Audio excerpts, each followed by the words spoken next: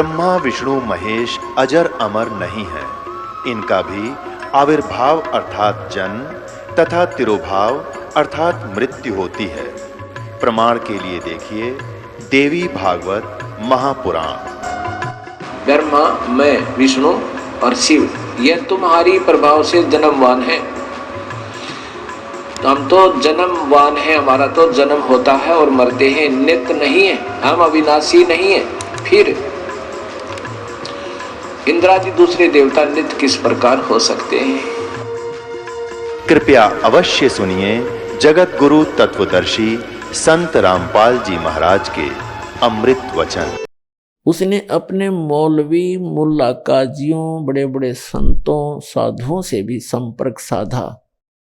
बड़े बड़े वैद्य, जिनको यहां तक कह दिया था कि जो तुम मांगोगे धन उतना ही दे दूंगा, मेरा रोग नाश कर दो, सब व्यर्थ रहा।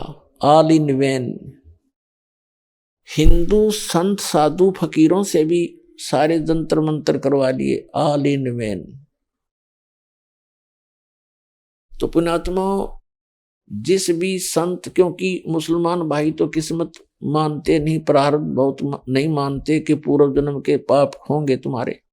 हिंदू समाज के, हिंदू जिनको कहते हैं हम सनातन धर्म वाले, ये पुनर्जन्म मानते हैं और सच्चाई है, पुनर्जन्म होता है। आज कोई दुखी है तो पूर्व जन्म का, आज सुखी है तो पूर्व जन्म के पुण्यों से, दुखी है तो पूर्व जन्म पहले के जन्मों के पापों से।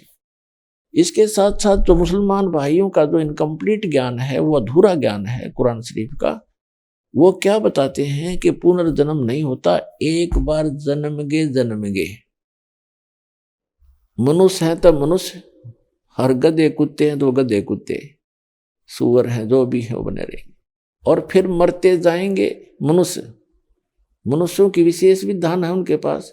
मनुष्य मर गए कब्र में दबा दो, मनुष्य मर गए कब्र में दबा दो, और फिर कभी कयामत आवेगी, कयामत माने प्रलय, वह लाख वर्ष में आवेगी, 10 लाख में आवेगी, 1 अरब वर्ष में आवेगी, तब तक वो उनके विधान अनुसार जैसा वो बता रहे हैं, तो वो कब्र में रहेंगे वो सारे जीव।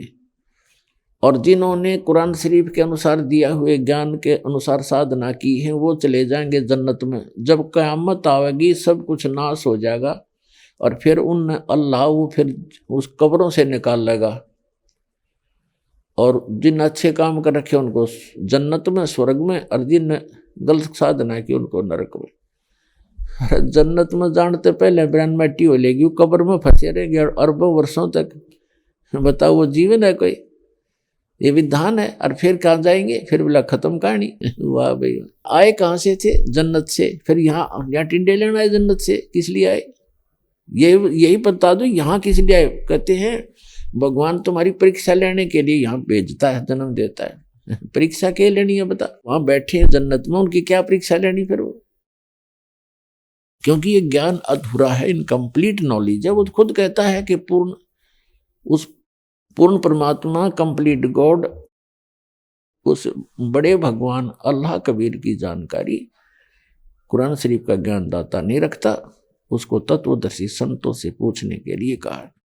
तो वो कंप्लीट कोर्स इस दास के पास उपलब्ध है, विश्व में किसी के पास नहीं है। और यदि इस ज्ञान से कोई परिचित हो गया, और इस नाम भी जिसने दास से प्राप्त कर लिए, और वो दुष्ट व्यक्ति स्वयं नाम देने लग जा रही हो, ज्ञान बताना पाप नहीं, ज्ञान बतावे, लेकिन खुद गुरु जो बन जाएगा वो सबसे बड़ा दुश्मन होगा इस मानव समाज का। क्योंकि वो डुप्लीकेट और झूठे लाइसेंस पासपोर्ट बनाओगा तो आगे जाकर दोनों को दुख होगा। उस समय बहुत देर हो चुकी होगी, तो उससे भी बचना है आपने। ये सत्कर मान लेना, इस दास के अतिरिक्त विश्व में ये मंत्र नहीं, ये साधना नहीं। अगर इस दास से लेकर के कोई बागी होकर किसी कोने में बैठकर लोगों को नष्ट करा उनके जीवन को, तो वो दुष्ट इंसान है, उससे बचना है और समझाना है कि ये ठीक नहीं है, उससे बचना है आपको। तो कहने का भाव ये है कि ये साधना करने से आपको मोक्ष होगा। तो सिकंदर लोधी जी को कोई लाभ नहीं हो रहा था, तो उन्होंने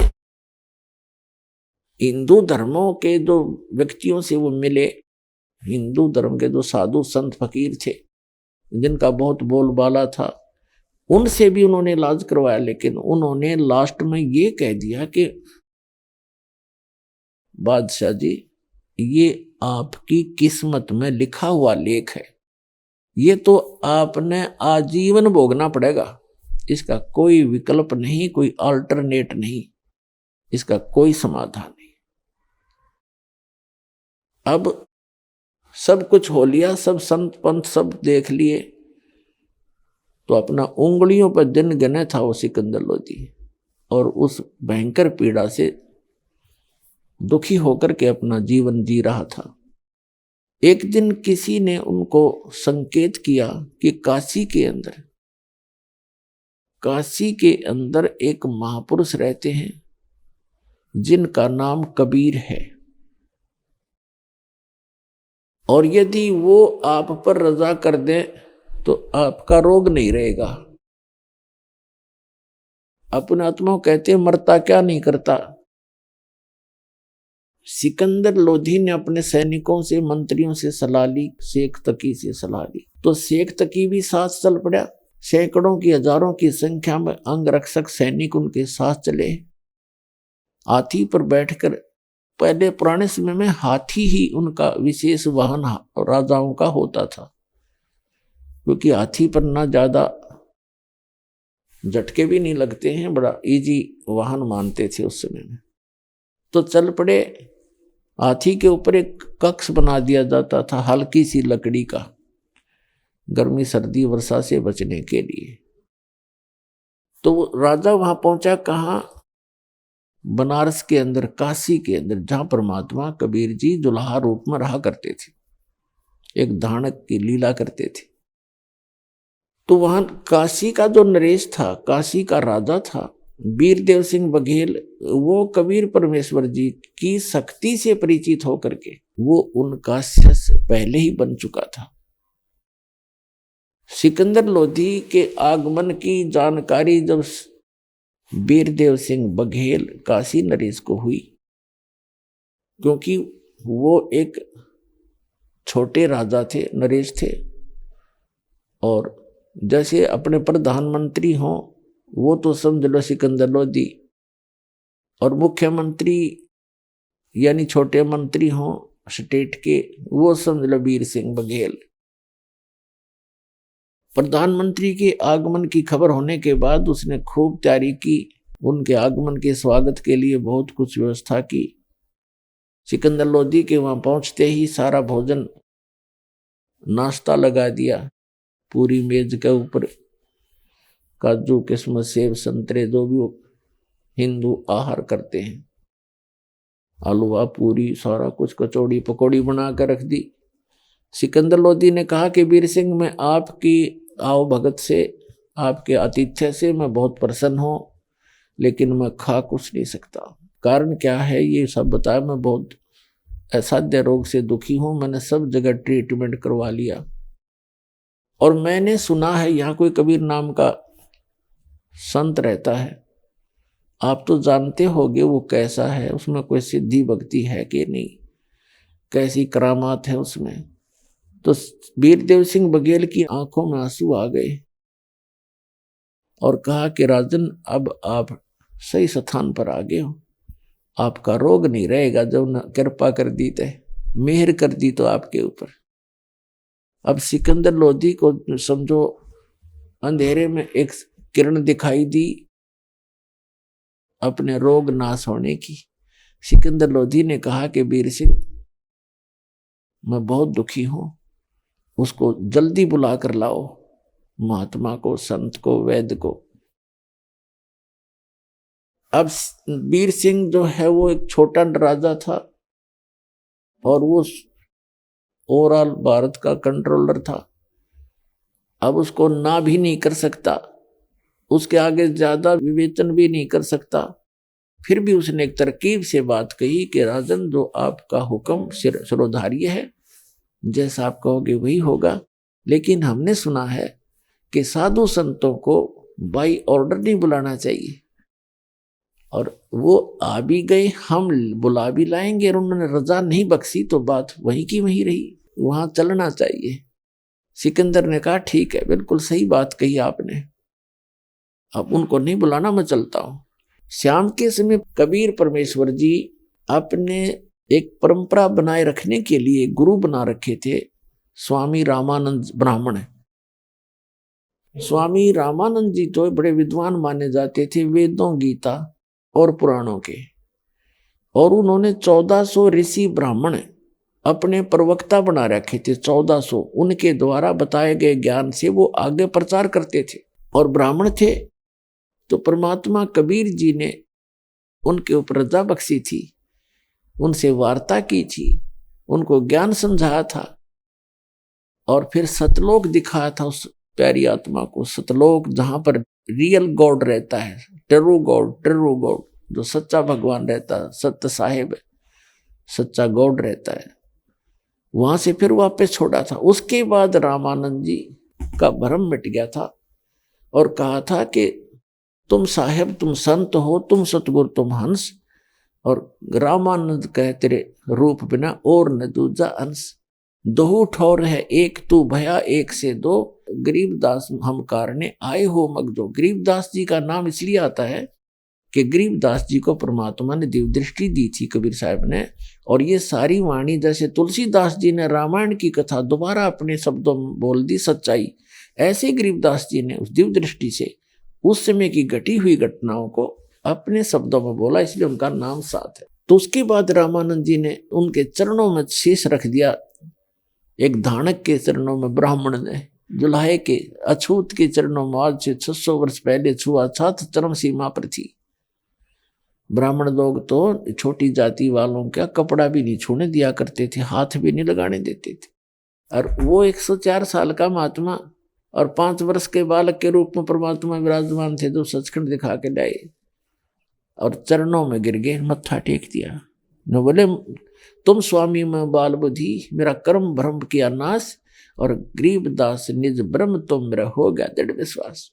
रामानंद जी ने कहा था कि मेरा ज्ञान तो बालक जैसा था आपके सामने, तुम स्वामी में बाल बुद्धि, आप मेरे मालिक, में तो एक बाल बुद्धि का व्यक्ति था, तुच्छ जीव था, छोटा ज्ञान वाला, और मेरा कर्म भ्रम करा नाश, मेरा सब भ्रमणा मिटा दी, मेरी सब शंकाओं का नाश कर दिया। और गरीबदास निज ब्रह्म तुम, रामानंद जी कहते तुम निज ब्रह्म हो, वास्तव में रियल गॉड हो आप, मेरा हो गया दृढ़ विश्वास।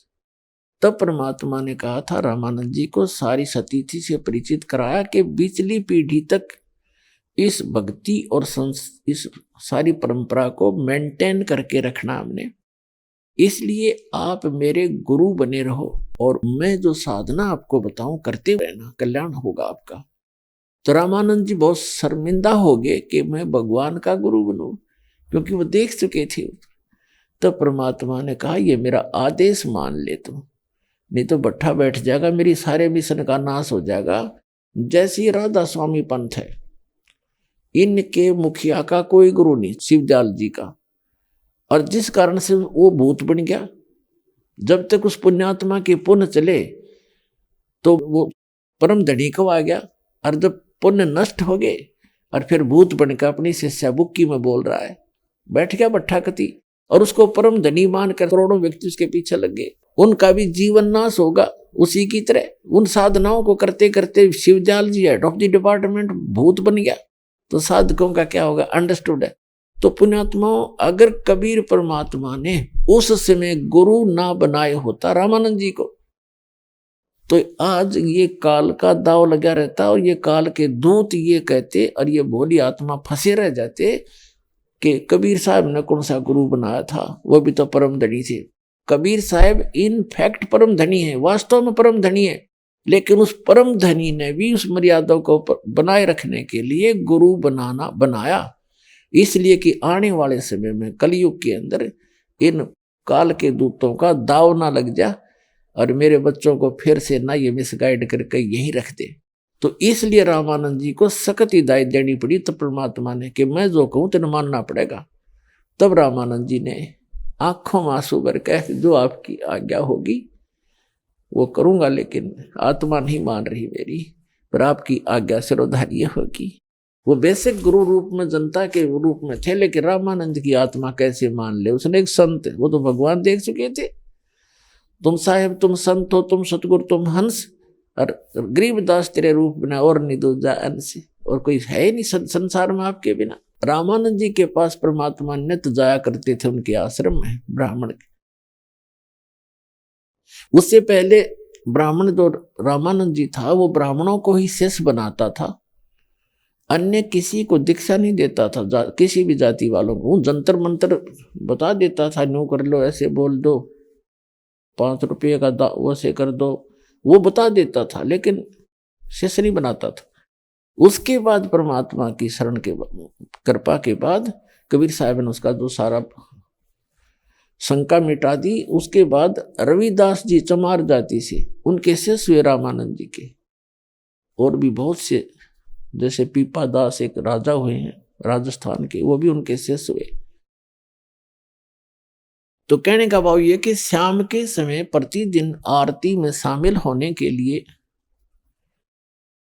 अपने परंपरागत गुरु के आश्रम में परमात्मा कबीर जी जाया करते थे। दिन में अपना कपड़ा बुनते थे, जुलाई का काम करते थे, और शाम को वहां जाके आरती करते थे इकट्ठे बैठ के।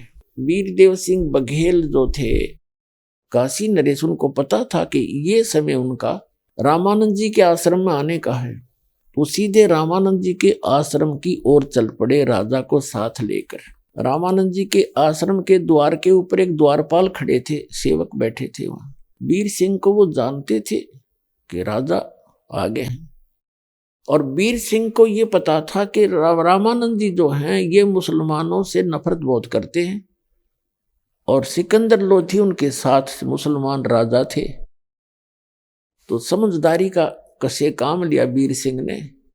वीर सिंह ने कहा उस गेट कीपर से, द्वारपाल से, कि भाई भगत जी, स्वामी जी से आज्ञा लेकर आओ कि सिकंदर लोधी दिल्ली के बादशाह आए हैं, आपका दर्शन करना चाहते हैं, और जब तक कबीर जी आएंगे तब तक वो उसका इंतजार करना चाहते हैं।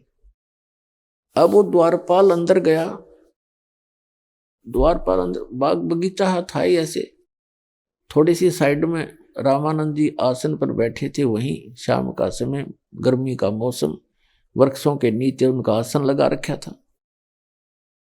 द्वारपाल ने कहा कि जी एक सिकंदर लोधी नाम के दिल्ली के बादशाह आए हैं, साथ में वीर सिंह बघेल भी है, काशी नरेश, और आपका दर्शन करना चाहते हैं। रामानंद जी ने कहा कि वीर सिंह आ सकता है, लेकिन वो मुसलमान अंदर नहीं आ सकता, बाहर खड़ा रहेगा। अब उसने आकर के वीर सिंह से सुना दिया फरमान अंदर का कि गुरु जी ने मना कर दिया है कि वो मुसलमानों का दर्शन नहीं करते, और आप जा सकते हैं। अब सिकंदर लोधी ने सोचा, ये 2 कौड़ी का महात्मा दिल्ली के बादशाह का, और मुसलमानों से इतनी नफरत करता है ये। उसी समय निकाल ली तलवार और पहुंच गया भीतर। फिर किसी मर्यादा थी, जाके रामानंद जी की गर्दन काट दी, तलवार से कत्ल कर दिया।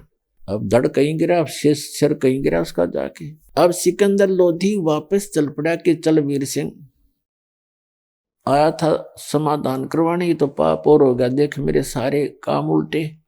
अब ये इंसान, ये प्राणी मन के दबाव में आके गलती अवश्य कर देता है, लेकिन बाद में ये बहुत पछताता है। लेकिन तत्व ज्ञान होने के बाद ये पहले सोचने लग जाएगा, बाद की बजाय ये इतना अंतर हो जाएगा। तो सिकंदर लोधी कहने लगा, देख आया था मैं अपना रोग कटाने, और कबीर जी के गुरु का मैंने कत्ल कर दिया, अब वो भी मुझे श्राप देंगे। उनको बड़े पहुंचे हुए बताए हैं। अब उसको ही सारी समझ में आ गई कि बात बिगड़ेगी दूनी। तो वो बाहर निकले उस आश्रम से, उधर से परमात्मा आ गए कबीर साहब। वीरदेव सिंह ने देखा तो वो तो प्रति मिलते थे, दंडवत प्रणाम किया जमीन पर लेटकर वीरदेव सिंह बघेल ने। अब सिकंदर लोधी के मन में ये बात थी कि ये बड़े पहुंचे हुए महात्मा बताए हैं और इनके गुरु जी का कत्ल कर दिया, अरे ये सामने फेंट गई कदे यही तरह काम ना बिगाड़ दे, डर गया वो, और डर के उसने प्रणाम उसने भी कर दिया, चरणों में लेट गया मुकुट समेत। अपने आत्मा ये है संत, संतों का कहते हैं एक तीर में कितने शिकार कर दिया परमात्मा ने। कहते हैं जब तक प्राणी जिस भी संत से मिलने जाता है उसमें आधीनी नहीं आवेगी, विनम्रता नहीं आएगी, तो उनका आशीर्वाद भी काम ना करे उसके। अब जैसे आपने हैंडपंप के नीचे टूटी चल रही है पानी की, तो टूटी पानी लेने के लिए लोटे को गिलास को नीचे करना पड़ेगा, और जब उसका ऊपर धर लेगा तो जल उसमें आ नहीं सकता। अति अधीन दीन हो प्राणी, और ताकू कहते हैं वो अकथ कहानी। जब तक आधीनी नहीं आवेगी प्राणी में, तब तक परमात्मा का लाभ उसको मिले नहीं, आशीर्वाद भी काम ना करे सके। संत मिलन को चालिए तज माया अभिमान, और जो जो कदम आगे रखे ओ है यज्ञ समान। तो ये एक विधान बताया भगवान का। अब परमात्मा ने ये करना था कि जब तक राजा में आदि नहीं आवेगी नहीं, तो मालिक का आशीर्वाद भी काम नहीं करना था। अब उसमें इतनी आदि नहीं आ गई कि उसको उसके जीन मच रही थी, इतना परेशान था, और दंडवत प्रणाम की। परमात्मा ने दोनों के सिर पे हाथ रखा, उन दोनों राजाओं के, और कहा राजाओं, एक गरीब के पास कैसे आगमन हुआ आपका। जो ही हाथ रखा था भगवान ने सिर पे उस सिकंदर लोधी के, उसका रोग नहीं था उस समय, एकदम छू मंतर हो गया और चरण दृढ़ता से पकड़ दिए और बुरी तरह रोने लग गया। नु बोला भगवान माफ कर दो, मुझ पापी को क्षमा कर दो, क्षमा कर दो। परमात्मा ने कहा भी क्षमा कर दिया, उठो, किस काम आए थे। तब उन्होंने कहा कि भगवान लेटे लेटे ने चरण पकड़े पकड़े कहा कि जिस काम के लिए मैं आया था वो तो आपके आशीर्वाद से मैं ठीक हो गया, लेकिन मुझ दुष्ट ने एक बहुत अपराध कर दिया घिनौना, वो अक्षम्य नहीं है। हे परमात्मा उसको भी माफ करो, मुझसे गलती बन गई। हे अल्लाह आप सचमुच अल्लाह अकबर हो, आप सचमुच अल्लाह कबीर हो। तब परमात्मा कबीर जी ने कहा कि बोलो क्या बात है, वो भी माफ कर देंगे। सारी कहानी बताई, लेटे दंडवत किए। परमात्मा ने कहा कि राजन उठो, कोई बात नहीं, माफ कर दिया, लेकिन ये तो तुम्हारा उनका संस्कार था, आपके हाथों उसकी मृत्यु उसके प्रारंभ में थी, हमारे गुरु जी के, मुझे मालूम था, और ये तेरे हाथ से मरना ही था, इसका एंड था। कोई बात नहीं, आप चलो, लेकिन मेरे साथ अंदर चलो और इसका अंतिम संस्कार करा के जाना, नहीं तो लोग कहेंगे राजा ने अच्छा नहीं किया। अब सिकंदर लोधी इतना खुश होया कि भगवान ये सचमुच संत तो ये है, इतना कुछ देखकर भी मुझे बद्दुआ नहीं दी, मुझे दुराशीष नहीं दिया, और फिर भी कितना प्यार से कह रहा है कि आ जाओ, कोई बात नहीं, होना था सो हो गया। कबीर साहब आगे चले गए, वो पीछे से दोनों राजा आपस में बातें करते आते हैं। सिकंदर कहता है कि वीर सिंह भाई संत देखे, ओए मैं तो कति स्वस्थ हो गया, देखे मेरे तो आग लगी पड़ी थी और मैं बिल्कुल ठीक हो गया, और मैंने इतना कुछ कर दिया, इसके मन में कोई सिकन नहीं। तब वीर सिंह ने कहा था कि राजन अभी तो ट्रेलर देखा आपने, इसका इस परमपिता का ट्रेलर है, तो आगे देखना आप क्या क्या करते हैं तेरे लिए। तो आगे मन में सोच रहे थे वो कि ये तो एक ट्रेलर है इस परमपिता का। तो जो ही आगे गए कबीर जी, तो वहां आश्रम के जितने भी भक्त थे वो दौड़े दौड़े आए और कहा कबीर जी अपने गुरु जी का कत्ल कर दिया सिकंदर राजा ने, मुसलमान ने। तो पुण्यात्माओं वहां एक जुल्म हो जाना था, हिंदू और मुसलमानों की आपस में कट मरना था। तो परमात्मा ने उस कहर को टाला। रामानंद जी का शरीर दो हिस्सों में पड़ा था, धड़ अलग से, शीश अलग से, और उस पे कपड़ा डाल रखा था, खून बह रहा था। परमात्मा ने, कबीर जी ने जाके रामानंद जी के चरणों में दंडवत प्रणाम किया और बैठ के और कहा, गुरुदेव, चरण छूकर कहा, गुरुदेव उठना, एक बार आरती का समय हो गया है, आरती करेंगे, सब भक्त आपका इंतजार कर रहे हैं। इतना ही कहा था कि अपने आप सिर वहां से उठकर और धड़ पे आके लग गया। रामानंद जी राम राम कहते हुए बैठ के, बोलो सतगुरुदेव।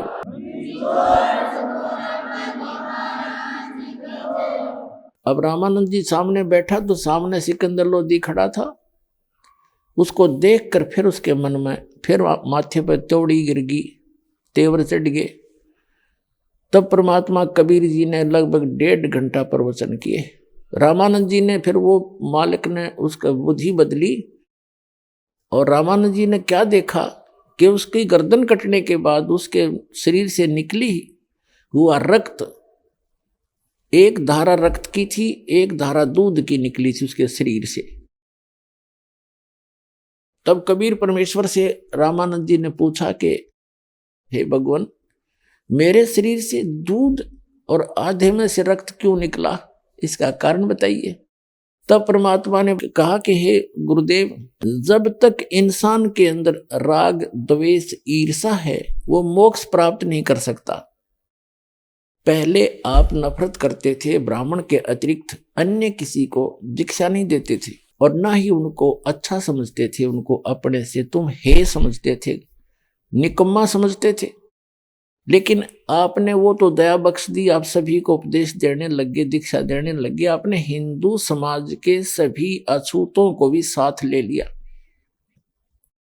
लेकिन अभी भी आप मुसलमानों को दूसरा समझते हो, इनको निकम्मा समझते हो। निकम्मा कर्म है, धर्म निकम्मा नहीं है। और जब तक आप ऐसे रहोगे आप मोक्ष प्राप्ति नहीं कर सकते। आप हिंदू और मुसलमान को दो मानते हो, एक पिता की संतान है, एक घर से आए हैं, यहाँ हम अज्ञानता से अलग अलग बन गए, आप उसको और दरार पैदा कर रहे हो।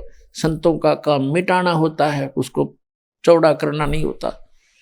रामानंद जी खड़े हुए और सिकंदर लोधी को सीने से लगा लिया, बेटा मेरे से गलती बन गई, मैं नीच व्यक्ति हूँ, मेरी दुर्बुद्धि मेरे अंदर समाई थी और आज मेरा भ्रम तोड़ दिया मेरे इस भगवान ने। उसके बाद रामानंद जी ने किसी मुसलमान या हिंदू में कोई अंतर नहीं रखा। तो पुण्यात्माओं, इस बात को देखकर सिकंदर लोधी पानी पानी हो गया कि भाई अपने हाथों से कत्ल कर दिया, रामानंद जीवित बैठा और मेरा रोग रहा नहीं। तो वहीं बैठ गया उनके चरणों को पकड़ के, कबीर परमेश्वर के। तो कबीर परमेश्वर की के विचारों को सुनकर उसने लगा कि यदि मैं इस महापुरुष को दिल्ली ले चलूं, कबीर जी को, तो वहां हिंदू और मुसलमानों की आपस में बहुत खींचातानी रहती है। इन जैसे भी इनके विचार सुनकर हो सकता है उनकी बुद्धि बदल जा और मेरे राज्य में भी शांति हो और वो भी सुख से जी लेंगे। राजा की नीति होती है कि उसके राज्य में सुख बना रहे और ये सुख काल रहन नहीं देता। आपस में भाई भाई की लड़ाई, सास बहू की लड़ाई यो करवाता है, क्योंकि इसने जुगाड़े से जोड़ दिए कि ये परेशान रहे, भगवान की न याद भी ना आवे, को फांसी खा कर मर जावे, कोई किसी दुखी रहे, कोई घर छोड़ जावे, रोज कड़ा माची रहे, इनकी ये भक्ति ना करें। और परमात्मा चाहता जब तक तुम्हें सद्बुद्धि नहीं आवेगी, मन शांत नहीं होगा, भक्ति कर ही नहीं सकते। तो इस ज्ञान से और इस भक्ति के समाधान से आप एक दूसरे को समझोगे कि हम किस लिए लड़ रहे हैं। जैसे एक समय एक पुत्र वधू और उसकी सासू की घनी लड़ाई रहा करती। वह सासू कलियारी घनी थी, सास उसकी बात बात पर दुखी रखा करती है, छोटी मोटी बातों पर ही तंग रखती थी। तो एक दिन कोई उसके साथ की पड़ोस की सत्संग में जाती थी बुढ़िया, उसने उस बुढ़िया से कहा कि चल सत्संग चलेंगे। तो वह बहुत नफरत करती थी, सत्संग में सी आई गई जाया करे, हम नहीं जाएंगी। फिर भी वह उसकी घनी मुंह लगती सी थी, नाट्या गया नहीं, चल या रोजाना टोक देती है, आज एक बार चल पड़ती हूँ। और पुण्यात्मा, सत्संग एक ऐसा सथल होता है जैसे मैला कपड़ा धोबी के पास पहुंच गया तो वो तो उसने पटक पटक कैसा कर देगा, सारे मैल ने धोकर छोड़ देगा। तो सत्संग तो एक धोबी का स्थान है, यहाँ आ गया तो आत्मा के मैल छूटेंगे, खत्म होंगे, उसके अंदर निर्मलता आवेगी। तो अब बुढ़िया आ गई, सत्संग सुना, सारा ज्ञान दिया जाता है सत्संग के अंदर कि आपस में जो झगड़ा करते हैं वो झगड़ा गलत करते हैं। कोई भी घर का सदस्य हानि करके खुश नहीं होता। सभी चाहते हमारे घर में धन वृद्धि हो, हम सुरक्षित रहे। कोई हानि हो भी जाती है तो भाग्य की होती है, वो तो होनी ही होती है। फिर बाद में उसके ऊपर राड़ करते हैं, झगड़ा करते हो, वो और काम बढ़ा लेते हो तुम। उसको समाप्त करना चाहिए बुद्धिमान व्यक्ति, बड़े व्यक्ति का फर्ज बनता है, बुजुर्ग का। तो अब बुढ़िया का वह बात समझ में आ गई, सचमुच जो होना हो तो हो चुका होता है, फिर बाद में तो खाम खा बकवाद करते हैं। वो तो वापस आ नहीं सकता, मानसिक टेंशन और पैदा होती है एक दूसरे को कह सुन के। तो कहते हैं तो पूर्व संस्कारी होते हैं, एक के चोट से धारिया जिन मिलन दाचा। तो बुढ़िया सत्संग में जान लाएगी और घर की कला कम होगी। कलह एक दिन क्या हुआ कि वो पुत्र वधू भैंस का दूध निकाल के छत के ऊपर कड़ा टांग दिया करते, लंबा सरिया मोड़ कर उसमें दूध टांग देती थी कुत्ते और बिल्ली से बचाव के लिए, जब तक वो उसको गर्म ना रखती। तो वो ध्यान उसका रहा नहीं, दूसरी साइड से उसने बाल्टी टांगनी चाहिए, वो कड़ा टंगा नहीं उस कुंडे में, बाल्टी का हैंडल, और उसने सोचा टंग गया, उसने छोड़ दिया, वो सारा गिर गया, सारे फर्श पे फैल गया, कच्चे पे। अब उस पुत्र वधू को, उसकी लड़के की बहू को पता था कि वो डियाई शुरू होगी और 36 तो आप गाड़ देगी, और फिर इसका लड़का होगा, उसने सिखावेगी समझावेगी, फिर वो पीटेगा। ये कई दिन का काम हो गया। अब उस दिन उसकी सास ने उससे क्या कहा, और वो देख रही थी उसके मुंह की तरफ के भी सुनाओगी 5-7 कठिए। उसने कहा बेटी कोई बात ना, हमारे भाग में नहीं था, यू आज का दूध हमारी किस्मत में नहीं था, और बेटी इसने इकट्ठा कर ले, बचा हुआ थोड़ा उसको भैंस को ही पिला दे, अपने तो काम रहा कोई ना। अरे यू तो बेटी हमारे भाग में था ही नहीं, इसलिए गिर गया तो गिर गया, कोई बात नहीं, सुबह देगी या बाल्टी भर के। अब उसने सोची पता नहीं बूढ़ी आज कौन सा स्टेशन पकड़गी, या तो इसने तो कद्दे भी ना बोला करती। उसने सोचा शाम ने मेरा पति आवेगा और उसने या समझा, उसने बताओगी, या गुस्से में है दिख है, लेकिन उसका आगे जिक्र भी ना करा उसने। फिर उसका पक्की जचगी को हो बुढ़िया में इतना परिवर्तन है, भगवान आया तो आया क्यों कर, उसके चरण पकड़े, धोवे नवावे, प्यार करे, क्योंकि उसकी तो करड़ाई टाल दी उसे बुढ़िया ने, जिक्र नहीं करा उसके पति का आगे।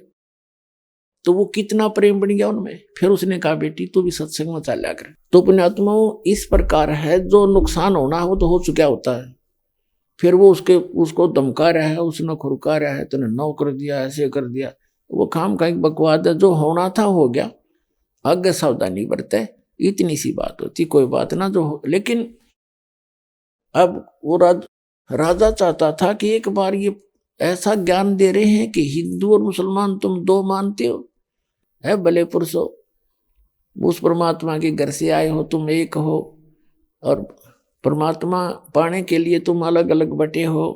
इस ज्ञान को समझकर फिर एक हो जाओगे, इसमें क्या बड़ी बात है। भक्ति करोगे तो पीछा छूटेगा, हिंदू मुसलमान सिख ईसाई बनने से पीछा नहीं छूटेगा।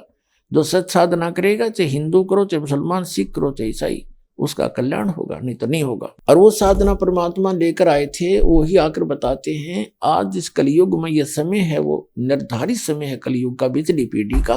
तो अब वो साधना दास को प्राप्त है, उस स्पेशल दी है उस परम पिता ने आपके उद्धार के लिए, पूरे विश्व के कल्याण के लिए।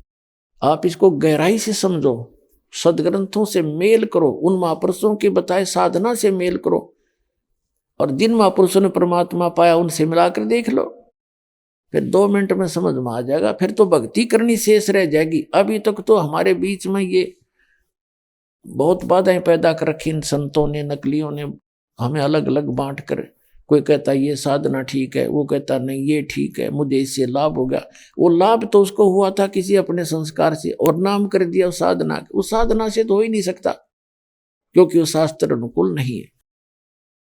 अब जो प्रश्न चल रहा था आज का कि परमात्मा हमारे प्रारब्ध के संस्कार को भी काट सकता है, और ऋग्वेद मंडल नंबर 10 सूक्त 162 162 के मंत्र नंबर 2 में कहा है कि यदि कोई व्यक्ति रोगी है या वैसे उसकी मृत्यु को प्राप्त हो गया और पूर्ण परमात्मा, क्योंकि वो रामानंद जो है तो परमात्मा अपनी शक्ति से उसको उस मृत्यु देवता से भी छुटवा कर वापस ला सकता है और उसको आगे 100 वर्ष के जीवन और दे सकता है। वो इतना समर्थ है, तो वो काम समर्थ ही कर सकता है। तो उस समर्थ की पहचान करने के लिए भी हमने इन लक्षणों को देखना पड़ेगा कि प्रारब्ध में कर्म का दुख था, सिकंदर लोधी के संस्कार का यानी किस्मत में लिखा हुआ दुख था जलन का, वो आशीर्वाद से ठीक। और फिर रामानंद जी का कत्ल कर दिया था, परमात्मा ने बता दिया था कि इसका संस्कार इतना ही था और आपसे ही मरना था, इसने इसका ऐसा विधान लिखा हुआ था इसकी किस्मत में। तो उसको जीवित कर दिया, उसको और काफी समय दिया, भगवान ने आगे बढ़ा दी इसकी आयु। तो पुण्यात्माओं, अब क्या होता है, सिकंदर लोधी स्वस्थ हो गया और जहां रुके हुए थे उस रेस्ट हाउस में आगे काशी में, वहां शेख तकी नाम का जो उनका धार्मिक गुरु था, मुसलमान पीर, वो बैठा था। अब उसने तो जाके अपने गुरुजी को बताना ही था, धार्मिक गुरु को, कि शेख जी ऐसे ऐसे मैं ठीक हो गया और आशीर्वाद देते ही महापुरुष की दया से मैं कति स्वस्थ हो गया और मैंने ऐसे गुस्से में आकर के रामानंद उनके गुरुजी का कत्ल कर दिया था, उसको मेरे सामने जीवित कर दिया, वो तो परमात्मा का रूप आए हुए। अब पुण्यात्माओं, 2 वजीर और 2 फकीर एक दूसरे की प्रशंसा नहीं सुन सकते, उनकी बनाए को ना कदे भी, ये खास राग द्वेष होता है इनके अंदर। तो उसने सोचा, शेख तकी ने सोचा कि तेरे नंबर कम हो गए और दूसरे गुरु के नंबर ज्यादा हो गए राजा की नजरों में। तो उसने सोचा कि उसको राजा की नजरों से गिराऊं, तब तेरी प्रभुता मेंटेन रहेगी। इस उद्देश्य से कहने लगा कि मैं क्या उसके साथ था, मैं क्या तेरे साथ था, मैंने मेरे आंखों के सामने तो कुछ हुआ नहीं, मेरे सामने होगा जब देखूंगा। अब मुंह दिया चढ़ा। अब उसने, राजा समझ गया कि जब ये नाराज होता है तो ऐसे ही बातें करता है। और राजा को ये पता था कि शेख तकी नाराज हो गया तो सारे मुसलमान तेरा विरोध करवा देगा, ये इतना जालिम व्यक्ति है। उसको खुश रखना राजा की मजबूरी थी। उधर से क्या हुआ, शेख तकी ने कहा कि ये छोटे मोटे जंतर मंतर दुनिया कर देती है, ज्ञान से बात बनती है। हमारी कुरान शरीफ जैसा ज्ञान इस पृथ्वी पर नहीं है, उसको ज्ञान से पता लगेगा वो संत है या संत है। वीरदेव सिंह बघेल राजा को ज्ञान था कि इसकी ज्ञान में भी धोती ही धो देंगे एक बागी तब। तो वो कहने लगे, जी कल उनको यहीं बुला देते हैं, आप ज्ञान में चर्चा कर लो। शेख तक इनका बुला लो, कल बुलाओ। तो बुला लिए परमात्मा आगे। वहां भी काफी हिंदू मुसलमान सब बुला लिया, जो बस सत्संग सुनिए, 2 महापुरुषों की चर्चा होगी। शेख तकी ने चर्चा की, प्रश्न किया, राजा से कहा कि आप इसको भगवान कहते हो, अल्लाह कहते हो, अल्लाह तो बेचून है, वो तो निराकार है, वो दिखाई नहीं देता। तो परमात्मा ने कहा कि परमात्मा कैसा है वो तो बाद में बताऊंगा, लेकिन आप जो साधना करते हो शेख जी, आपकी साधनाओं से कोई लाभ नहीं हो सकता प्राणी को। इस बात से वो चढ़ गया कि हमारी पूजाओं को गलत बताता है। परमात्मा ने कहा गलत बताता नहीं, गलत है। कैसे? परमात्मा ने कहा कि आपकी साधना करने से राजा ठीक नहीं हुआ आपका। तो उसने कहा कि जब तक, हमारी कुरान शरीफ में लिखा है कि जब तक एक अल्लाह पर पूरा ईमान नहीं लाते और सही भक्ति नहीं करता, तब तक राहत नहीं मिलती उसको। तब कबीर परमेश्वर ने कहा कि आपका जो मुखिया है हजरत मोहम्मद सल्लल्लाहु, जिसको आप वसल्लम कहते हो, उस जैसा तो ईमान कोई ला भी नहीं सकता और उस जैसा मुसलमान हो भी नहीं सकता, उस जैसी भक्ति साधना तुम्हारी कोई कर भी नहीं सकता। कोई कर सकता है? अक नहीं। 1 नंबर का ईमान उनका था, एक अल्लाह में, कुरान शरीफ के ज्ञानदाता में ईमान लाया उसने और उसकी भक्ति करता था। उनकी क्या हालत हुई? 3 लड़के थे, तीनों उसकी आंखों के सामने मृत्यु को प्राप्त हुए। और स्वयं उनकी 63 साल की उम्र में एक रोग से मृत्यु हुई, चक्कर खा के गिर जाता था, बेहोश हो जाता था। तो क्या वो सुखी है प्राणी जिसके सामने उसके तीनों पुत्र मर जाए? उसको सपने में सुख नहीं हो सकता, और उससे ज्यादा ईमान तुम ला नहीं सकते। कितनी बात बड़ा।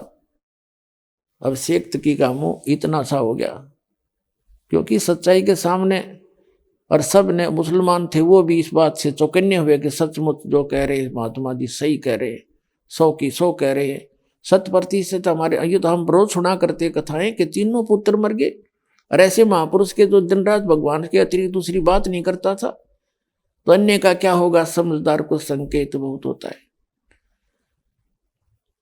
अब वीर सिंह ने कहा कि भगवान फिर कारण क्या था उनका? कि उनका कारण ये है कि सूरत फुरकानी, कुरान शरीफ के अंदर एक सूरत फुरकान नाम का चैप्टर है 25 नंबर, उसकी 52 से 59 में उस अल्लाह अकबर की जानकारी बता रखी है कि वो समर्थ है, वही पाप नाशक है, वो सब गुनाहों का माफ करने वाला है।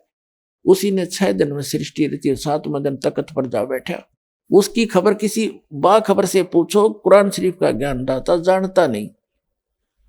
इस कारण से वो जानकार मैं हूं। परमात्मा ने कहा कि वो बाखबर मैं हूं, मेरे पास वो विधि है जिस कारण से ये सब सुख हो रहे हैं।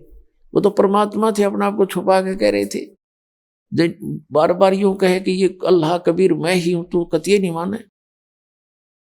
तो ये कारण था कि इन मुसलमानों को और हिंदुओं को कोई लाभ नहीं हो रहा।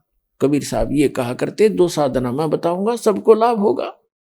लेकिन ये धर्म के ठेकेदार हमारे को हमेशा ऐसे ही बांटे रखे रहे।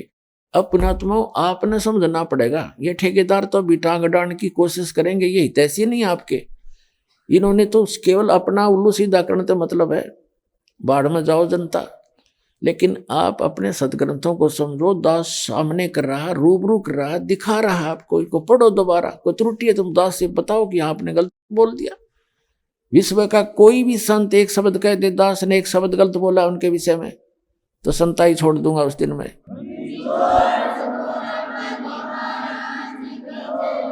कोई बात है यार?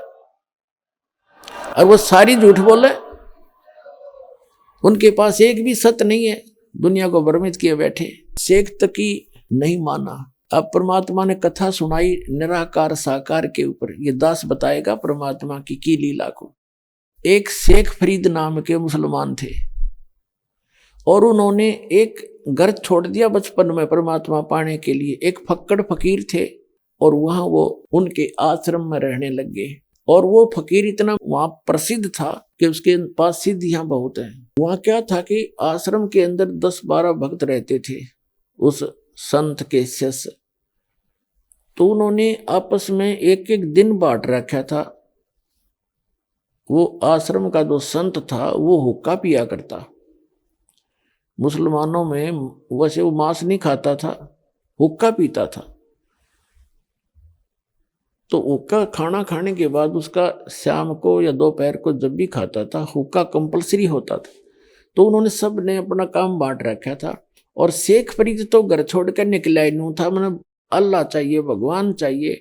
और उसमें ज्ञान में बता ही दिया जाता है भाई गुरु की सेवा करे, गुरु को पूरी श्रद्धा के साथ व्यवहार रखे, गुरु शिष्य में ऐसा लगाव बन जाए, आपस में इतना प्यार बने दोनों का, मन में दोष ना रहे, तब भगवान मिलता है। तो उन्होंने इस दृष्टिकोण से कि गुरु नाराज नहीं होना चाहिए, गुरु रूठ गया। कहते हैं कबीर हरि के रूठते गुरु की शरण में जा, और कह कबीर गुरु रूठ गया तो हर ना करे साय। तो इस दृष्टिकोण से शेख फरीद ने चाहा कि परमात्मा गुरु जी नाराज नहीं होने चाहिए, भगवान गुरु जी रुष्ट हो गए तो भगवान रुष्ट हो गया, फिर मेरा इस जीवन का बनेगा क्या, इस शरीर का जो उद्देश्य मैं लेकर आया हूं और वही मेरा रह गया, उसमें बाधा बन गई, तो मुझे ऐसा कोई काम नहीं करना मैंने। तो इस दृष्टिकोण से वो सच्चे दिल से गुरु जी की सेवा करता था। आत्मा से पता लग जाता है ये बालक कैसे सेवा कर रहा है, ऐसी बात नहीं। तो वो इस कारण से उसे बहुत खुश था। और आश्रम में रहने वाले दूसरे कुछ कमचोर से थे, वह गफलत कर देते थे। तो उनके मन में ये आ गया कि गुरु जी शेख इस फरीद के साथ ज्यादा लगाव रखते हैं, और किसी तरह इस गुरु जी की नजरों से इस शेख फरीद ने गिरावा। अब वो इस अटकल में रहने लगे। वो एक दिन क्या सोचा, वर्षा होकर रुक गई थी, वर्षा का मौसम था। अब शेख फरीद प्रतिदिन जैसा भी उसका नंबर आता था, सभी ऐसे करते थे। पहले खाना बनाते थे, लकड़ी की आग बना देते थे उपले अपले डालकर, और खाना खिलाने चले जाते थे। आग तैयार होती थी, महाराज जी को खाना खिला के आते ही हुक्का भर के और तुरंत दे देते थे। और वो गुरुजी इतने क्रोधी थे, अगर 5 मिनट लेट हो जा कोई, हुक्का ना लावे, यानी कोई भी काम देर कर दे तो सोटा ठाकर मारा करते, डंडा रखा करते। और उसको कई दिन सेवा नहीं देते थे, बाहर बैठा दे, एक तरफ बैठा देते थे। तो उन्होंने क्या किया, शेख फरीद गया खाना खिलाने गुरुजी को झोपड़ी में, चूल्हा रसोई दूसरे स्थान पर थी, उन्होंने उसको पानी मार दिया, छिट्टे मार दिए, बुझा सी दी। अब शेख फरीद तो अपने हिसाब से आया था कि 2 मिनट लाऊंगा, भर के चलम दे दूंगा। अब वो आके देखा तो आग नहीं। उन्हें सोची भाई मौसम खराब है, ना सक गया उसका कि किसी और ने गड़बड़ कर रखी है, और आग तो बुझ गई। वो उठाकर चलम, और थोड़ी सी दूरी पर गांव था, वहां धुआं उठ रहा था। कोई बहन बेटी माई अपना चूल्हा जलाने की चेष्टा कर रही थी। तो वहां क्या कर रही थी वो माई, क्योंकि मौसम वर्षा का था, लकड़ी जलाव थी, कभी बुझ जाओ थी, फूक मारा थी, आंखों में धुएं से आंखें पानी गिर रहा था। तो शेख फरीद दौड़ा दौड़ा गया, युवा लड़का था 20-22 वर्ष का, और कहने लगा माई आग नहीं दे दे, माई आग डाल दे, थोड़ी आग दे दे मुझे।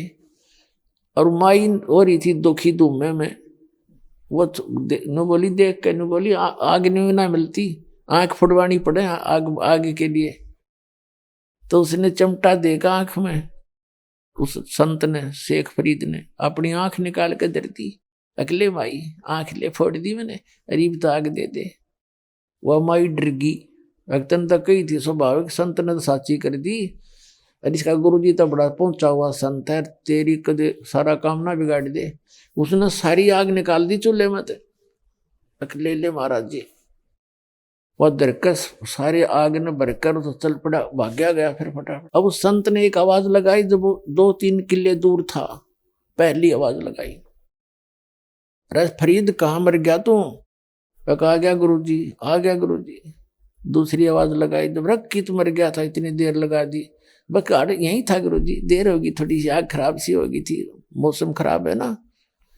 और उस आंख कपड़ा बांध लिया उसने एक आंख के ऊपर के, जो आंख निकाल दी थी।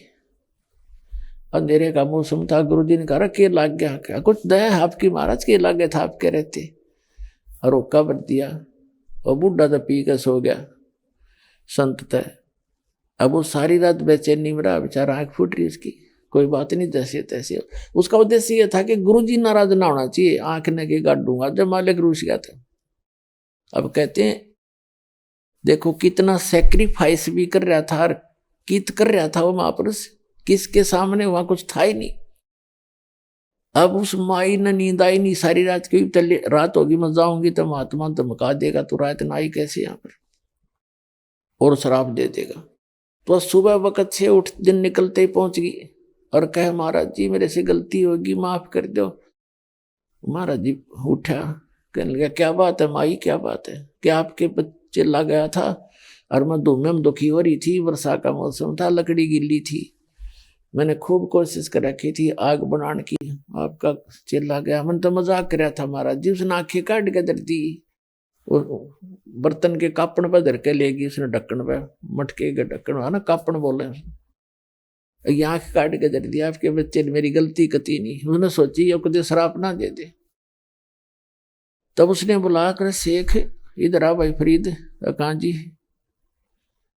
क्या हो गया, क्या बात होगी? कुछ ना मालिक, जो शरीर आपका आंख की के बात थी दाता, आप नाराज नहीं होने चाहिए, इस माटी का बनेगा क्या? तब ने बोला बेटा यू खोल रुमाल। उन्होंने रुमाल खोला, आंख पूरी होगी शेख फरीद की, उनके गुरुजी की सिद्धित है।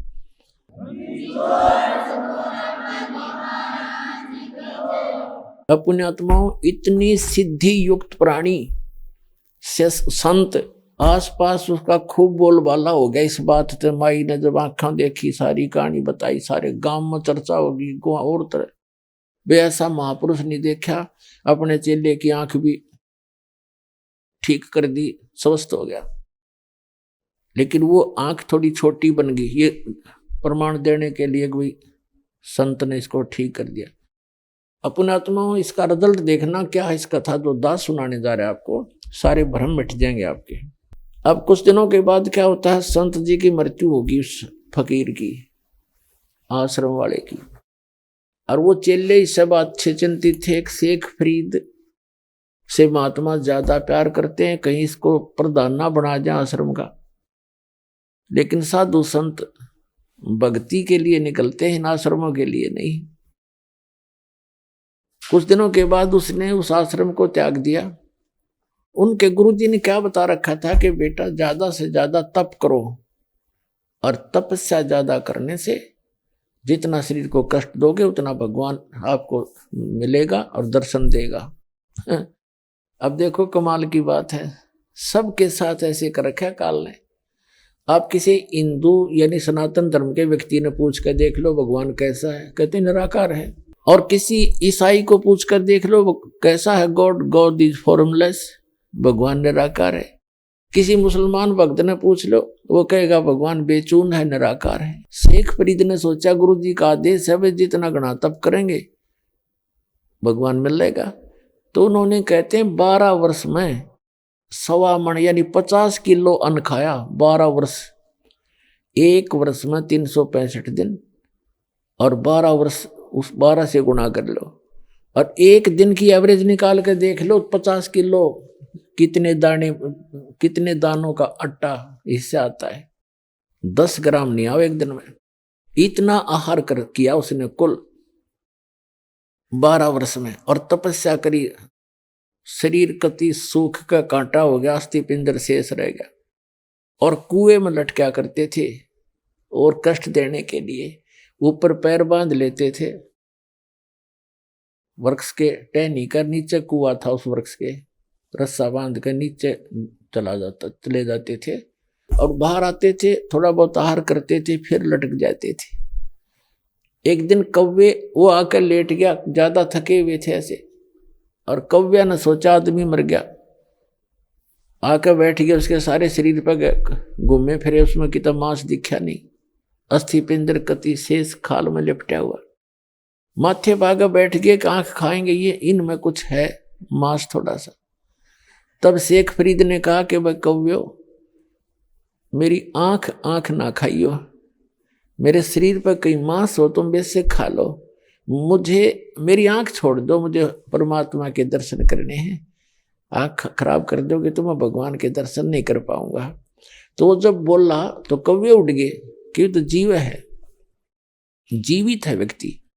अब उसने ये सोचा कि भी अगर बाहर रहूंगा तो कौवे खत्म करेंगे मेरे को, आंखें भी खत्म कर देंगे, फिर मैं कति कंडम हो जाऊंगा, भगवान मिले नहीं, अंत और शरीर अंत होने को हो गया। वो इस दृष्टिकोण से फिर दोबारा धीरे धीरे पैर बांधे रखे थे, सहज लटक गया कि अब तो मर के निकलूंगा इसके अंदर से, या तो भगवान मिल जाएगा ना खत्म। अब वो परमात्मा आके खड़े हो गए उस कुएं के ऊपर, और रस्सा पकड़ के उसको बाहर निकालने लगे कबीर परमेश्वर, अल्लाहू अकबर। तो शेख फरीद ने कहा कि भाई कौन है, मेरे साथ शरारत मत करे, क्योंकि पहले वो ऐसे कुएं में लटक रहे होते थे, तो बच्चे आते थे उसके रस्से न डंडी तो घुमा देते थे। शेख फरीद कभी इधर लगता था कुएं में, कभी इधर लगता था, और वो ऐसे कर लेता था। आइए अब हम उन श्रद्धालुओं के अनुभव जानते हैं जो जगत गुरु तत्वदर्शी संत रामपाल जी महाराज जी से दीक्षा प्राप्त कर चुके हैं तथा उनके द्वारा बताए गए भक्ति मार्ग पर चल रहे हैं। सर नमस्कार। नमस्कार, क्या नाम है आपका? मेरा नाम दीपक शर्मा है। दीपक जी, आप कहाँ से आए हो? मैं मंडी गोविंदगढ़ पंजाब से आया हूँ। सर, संत रामपाल जी महाराज से आपने नाम दीक्षा कब ली? मैं संत रामपाल जी महाराज जी से दीक्षा 16 सितंबर 2016 को ली। मैंने उनका ज्ञान समझा, उनकी बुकें जो थी, ज्ञान गंगा थी, मैंने बुकें पढ़ी, और मुझे बुकें पढ़ के बहुत अच्छा लगा, उसका ज्ञान का पता लगा, जो कि मैं गलत साधना कर रहा था, मेरे को उस ज्ञान का पता लगा। मैंने बुक्स जो पढ़ी संत रामपाल जी महाराज जी की, तो मुझे बहुत मैं अट्रैक्शन हुआ उसकी तरफ, मेरे बुकों की तरफ मेरा बहुत अट्रैक्शन हुआ। तो अलग चीज़ पता लगी मुझे ज्ञान की, बहुत अच्छा लगा मुझे बुक पढ़ के।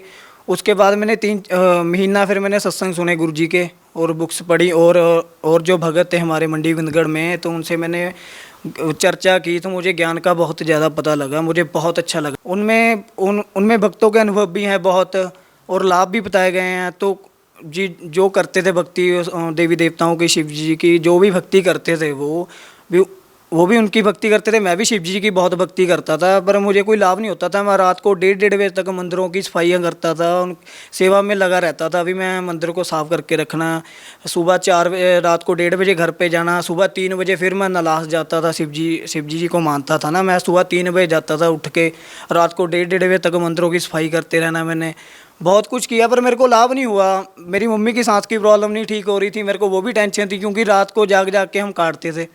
तो मुझे बहुत प्रॉब्लम्स हुई हैं। मेरे पापा भी नहीं थे, मेरे को बहुत प्रॉब्लम थी। पर जब संत रामपाल जी महाराज जी की ज्ञान गंगा जब मैंने पढ़ी, तो उसमें जो ज्ञान की बातें थी सभी के रिलेटिव, देवी देवताओं के रिलेटिव ही, वे हमें जो भी है अपने से नहीं दे सकते। जब इनकी भक्ति करेंगे सब कुछ तो हमें तभी मिलेगा। सर, आपने संत रामपाल जी महाराज से नाम दीक्षा अपनी माता के कारण ली, जो कि श्वास की बीमारी से पीड़ित थी। सर, हम आपसे यहाँ पे पूछना चाहते हैं कि आपको क्या लाभ मिले? क्या आपके माता जी की जो बीमारी थी, क्या संत रामपाल जी महाराज से नाम दीक्षा लेने के बाद ठीक हुई? जब मैंने संत रामपाल जी महाराज जी से दीक्षा ली, उसी दिन रात को जब मैंने घर पे मैं गया, हम रातें जाग के काटते थे। जब मैंने जोत लगाई ना, तो उसी रात से मम्मी मेरे ठीक होने लग गए। कहने का मतलब ठीक हो गए थे, उसके बाद कोई प्रॉब्लम ही नहीं हुई हमें। आपके माता जी ने नाम दीक्षा ले रखी थी उस टाइम पे? उस टाइम मेरी मम्मी जी ने नाम दीक्षा ली थी, मैंने अकेले नहीं ली थी। फिर भी आपकी माता जी को लाभ मिला? हाँ जी, मेरे मम्मी तंदुरुस्त हो गए, बिल्कुल ठीक हो गए। तो मम्मी सत्संग भी सुनने लग गए, हमारे घर वाले सभी ने हमने सत्संग सुना, और 1 महीने बाद उन्होंने भी नाम दीक्षा ले ली। सर, संत रामपाल जी महाराज के जो अनुयायी हैं, उनके बारे में ये कहा जाता है कि वो एक अंधविश्वास के तहत संत रामपाल जी महाराज से जुड़े हुए हैं। आप भी युवा हैं, समझते हैं, पढ़े लिखे हैं, आप क्या कहना चाहते हैं? संत रामपाल जी महाराज जी शास्त्रों के अनुसार साधना बताते हैं, सही भक्ति बताते हैं। तो मैं भी शिव जी की बहुत पूजा करता था, ज़्यादा करता था, बहुत करता था। मैं सुबह 3 बजे जाना, रात को 1:30 बजे मंदिरों में आना, घर पे आना। मेरे घर वाले भी बोलते थे, इतनी देर तू मंदिरों में क्या करता रहता है? मैंने बोला मैं भक्ति करना चाहता हूँ, मैं मोक्ष प्राप्त करना चाहता हूँ, मैं यहाँ से निकलना चाहता हूँ बस। पर परमात्मा जो संत रामपाल जी महाराज जी की जब मैंने बुक्स पढ़ी, ज्ञान गंगा पढ़ी, तो मैं बहुत अट्रैक्शन हुई मेरे को। मैंने सही ज्ञान का पता लगा मुझे, मैंने सभी कुछ मिलाया, गीता में मिलाया, सारा कुछ मैंने मिला लिया। मुझे कोई दिक्कत नहीं आई। परमात्मा ने संत रामपाल जी महाराज जी जो बताते हैं सही बताते हैं, मुझे यकीन हो गया। जब मैंने उनसे नाम दीक्षा ली तो मुझे और भी यकीन हो गया ये सच्ची भक्ति है, और मेरे को अनुभव भी बहुत हुए। सर, आप भगत समाज को क्या संदेश देना चाहते हैं? मैं भगत समाज को यही संदेश देना चाहता हूँ, संत रामपाल जी महाराज जी की शरण में आए और सही ज्ञान प्राप्त करें, और सही ज्ञान पढ़े, और उनके सत्संग सुने, और उनकी शरण में आए और अपना कल्याण करवाएं। सर, और भी बहुत सारे लोग हैं जो संत रामपाल जी महाराज से नाम दीक्षा लेना चाहते हैं, तो सर वो उनसे नाम दीक्षा कैसे ले पाएंगे? अब तो बहुत सारे टीवी चैनलों पे संत रामपाल जी महाराज जी के सत्संग आते हैं, और नीचे पीली पट्टी दी होती है, उन नंबरों पे डायल करके आप अपने नज़दीकी नामदान केंद्र में निःशुल्क नाम दीक्षा ले सकते हैं। जी धन्यवाद। सत साहिब।